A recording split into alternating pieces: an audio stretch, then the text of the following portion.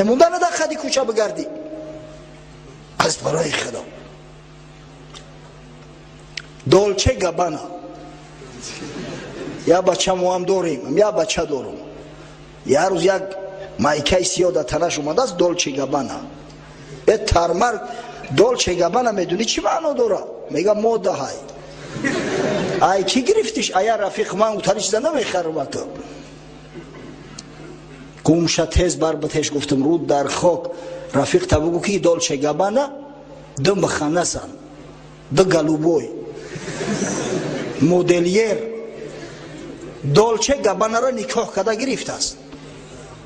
هر دو مرد در نکاح در یا نکاح زندگی میکنن. شما تقلیدی به همون دو گلوبوی میکنه. از برای خدا امروز بود موده شده است کرته ها و مایکه هایی که چیز نوشته شدگی باشه در اون. سبحان الله. هم دورای سویتی ده یک در انیورسیتت میخوندیم. بعد یک معلم و قصه کرد گفت یک جوان از خارجه بروک جنس خرید است. در زمانهای شوروی شیم جنس دسترس کردن بسیار مشکل بود. در قفاش چیزی نوشتگی. بعد میگیرن وقتی که یک انگلیسیدان ترجمهش میکنه در مسکو نوشتگی به دست در اونجا که یک گی نیکمونی اتکجو در پشتی بروک جنس. سبحان الله. مردک به هزار آبرو و عزت همون را پوشیده گست است که با لباس جنس. شما اقلا میفهمید که در همون لباسات تو چی نوشتگی هست. از برای خدا رکلمای امریکا کنه، رکلمای اسیسر کنه، رکلمای دولتای نمیدونم کفر دولتای با اسلام بیگانه را کنه. بعدی با دعوا میکنه که ما مسلمان هستیم. این چه حالای ای مردم؟ امروز اکثر کلی مدلیرو همون قسمت مخنثا هستن، همون گلوبویا هستن. به همون خودشون موافق کرده استیان مردم ها.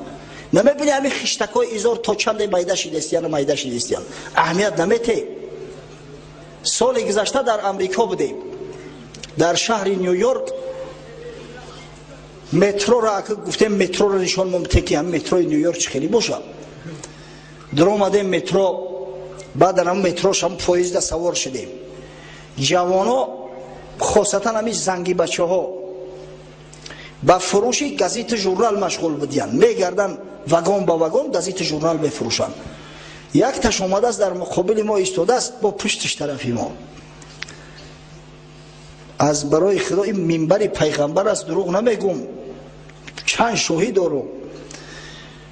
شیم پوشیده است، شیمش تسمه داره، اما هم تسمه شیم از مقعد پایان ای باور میکنه این ای جای بندی پودای شیم این همی جدای قفا همه توا ترسی که ای همه ترسی پوشیده است از پایان همه توا.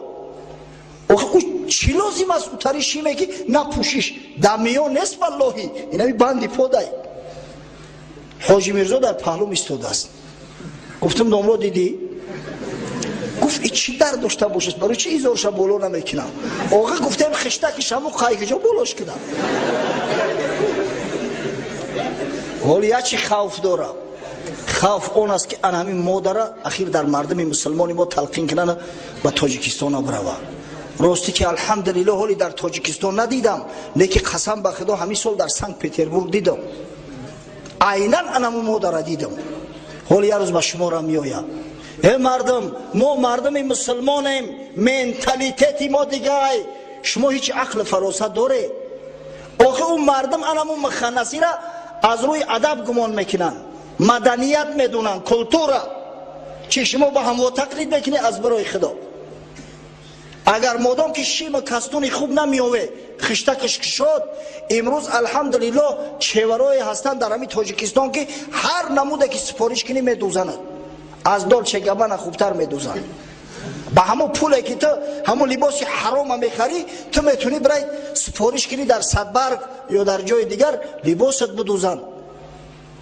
ما نمیگیم که شما تازه و آزاده نباشه. مسلمان باید بهترین لباس پوشه، مسلمان تازه و آزاده باشه، مسلمان خوشرو باشه. آخه این خوشروگی زینت اسلامه. خداوند جمیل جمال دوست می‌داره، نظافت پاکی را دوست می‌داره. اما از برای خدا این چه حال است؟ همین مدعایی که 4-5 سال اخیر میآید این یگانتش مردی انسان آشکار نمیکنه. یا الله، پیغمبر میگه که مربوع بود، 4 پهلو بود. ما با جای آن که مشق کنیم و با پیغمبر خود تقلید کنیم، لباسای آزاده و سفید کشاد پوشیم، تقلیدی با دالچی گبه نمیکنیم، باید مایکای تنگ میپوشن. بعضی خود مرده هست اوخه همون بدن قوقت بکی نشون میتی. چی داری تو؟ از برای خدا مسکولاش از پای مرغ در باریکتر همون با در تنش چسبیدگی تو دانو خدا شرم نمیداری شما. نماز میآین، نماز میاد در صف میستر رکوع میکنه مایکه بالا میره و مایکش نمیقای، شیمش از همین خمگش پایونتر، حتی همون سرشوی مقعد کو جایی که سر میشوه خط، همون خط میتوه از برای خدا. آخی نماز ایتا است که جا قبول میشوه. مرد از نف تا زانوش عورتای سطرش فرضای، و وقتی که شیم شما در این ایجا یک وجب از نف تو پایونای، وقتی که خم میشه این مایکه تو بالا میشوه، از نف پایون تو همه میتوه که تو مقعدونه. از کجا اون نماز شما قبول می شود؟ قسم به خدا کسی را که از 4 یک حصه عورتش دیار می شود در نماز، نمازش باطله، نمازش قبول نیست، تحریمش باطل می شود. آخه شما اهل مسجدی از برای خدا. آخه من نمیگم تازه و آزاده نپوشه، پوشه خشرو پوشه، همین شیم کستون چیزی اون داره، کرته های تازه و آزاده کشاد خشرو چیزی اون داره و پوشه یک جوان مردی خطونه زیباگی خطونه نشان بده. یا الله، ای چی تقلیدی کرکرانه است. واقعا در پوشیدن لباس تکبر نیست، افتخار نیست. متاسفانه بعضی مردم ما نمیفهمن، میگن این فخر افتخار میکنه لباسی تازه میپوشن. نه، این فخر افتخار نیست، این اثبات مسلمانی است. این اثبات آن است که خدای تعالی نعمتم داده است، من شکرگزاری نعمت خدا را میکنم. در حدیث اومده است، حضرت عبدالله ابن مسعود روایت میکند، حدیث امام مسلم در صحیحش آورده است. حضرت گفت لا يدخل الجنة من كان في قلبه مثقال ذره من کبر. هر کسی که در دلش مقدار یک ذره از کبر باشه داخل جنت نمی شود، خداوند او را از جنتش محروم میگردونه. یک مرد میگه ایستاده بود، گفت یا رسول الله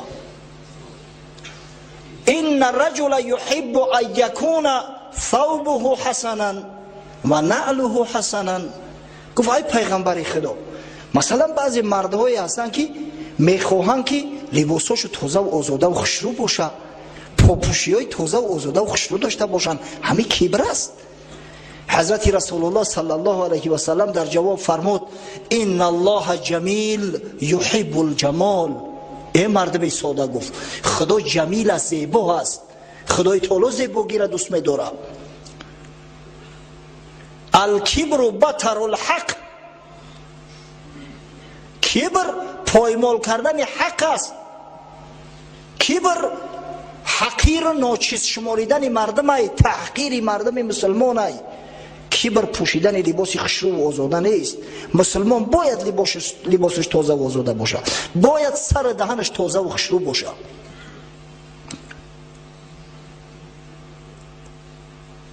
از این خاطر تقلیدی با مردم بیگانه نکنه. یک زمان ارتیستا را میدیدیم در استرادا لباسای التراستی میپوشیدن، زنکو. امروز بچه ها مایکه میپوشن از برای خدا، در افتاب 100 رنگ قدی میدرخشه. بچه را زیباش اون نیست. زینت جوان مردی در لباسی التراستی نیست. ای مردم نخود جوان خچه با همون رقصه ها قیاس کنه، نخود خچه شبیه رقصه کنه. مرد باشه، بچه جوان مرد باشه، لباس های تازه و آزاده و بهتری نپوشه. اما این تقلیدهای کرکرانه که با مخنثا هست از بحر این بگذره. این با جوان زیبنده نیست، با مسلمان زیبنده نیست. دین اسلام دین پاکی و نظافت است. مسلمان مردش باید مرد باشه، زنش باید زن باشه. خدای تعالی بر مردهایی که خودشون شبیه زن میکنن و بر زنهایی که خودشون شبیه مرد میکنن لعنت خوانده است. لعنت میگم. از این خاطر هیچ وقت شبیه نسازید. از فرصت استفاده برده به خواهرام مراجعت میکنم، به همه خواهرای مسلمان ما، خواهرای تاجیک ما، خواهرای ازبک، دیگرها که در این سرزمین زنده